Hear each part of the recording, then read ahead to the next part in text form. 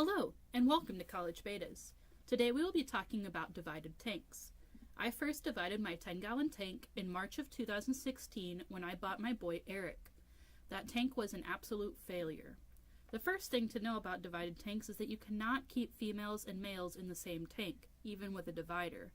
When I put Eric in one half of my 10-gallon, I still didn't know that Squirt was female because I bought her as a baby boy. Eric ended up getting to the other side. Thankfully, Squirt's volcano allowed her to hide in a spot Eric couldn't get to, and the volcano is still her favorite hiding spot. The next most important thing to remember is that divided tanks can be stressful on your beta and may not work for every one of them. For overly dominant betas, they can flare at the other betas, which can cause stress and fin tearing. One of the things that can help relieve stress is to use a divider that the betas cannot see through, such as the dividers made by Life with Pets. The dividers I use I made myself with report card slides and black craft mesh. Because the mesh is black, it makes it a little harder for my betas to see each other, but it's not perfect and they do flare at each other frequently.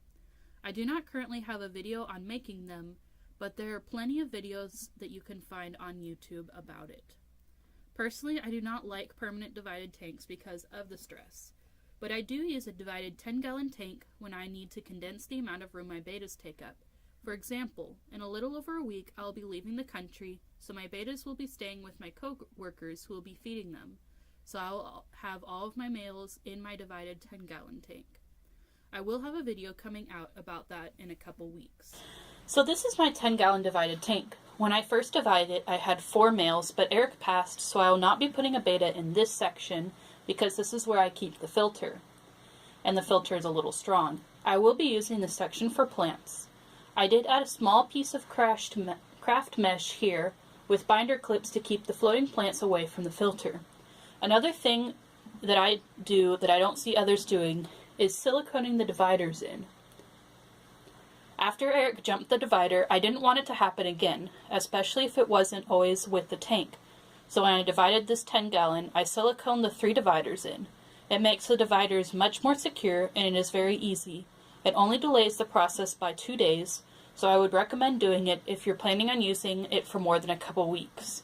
If you don't silicone in the dividers, you need to be careful about how big the dividers are, because you want them to be a little too big so the betas cannot get through them.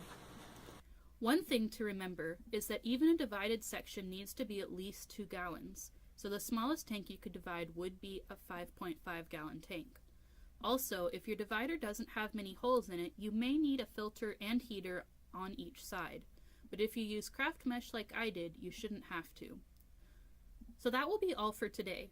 Don't forget to like and subscribe, and join us next week for a look into the My Aquarium box.